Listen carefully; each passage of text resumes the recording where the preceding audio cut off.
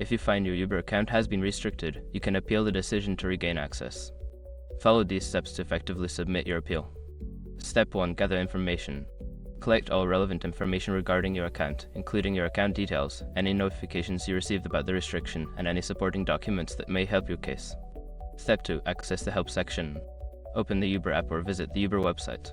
Navigate to the help section, where you can find information on account restrictions and the appeal process.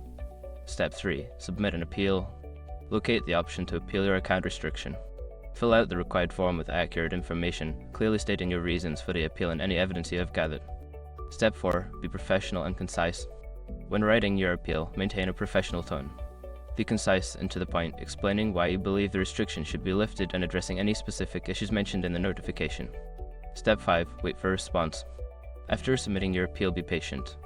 It may take some time for Uber to review your case and respond. Check your email and the app for updates regarding the status of your appeal. By following these steps, you can effectively appeal your account restriction on Uber. Good luck!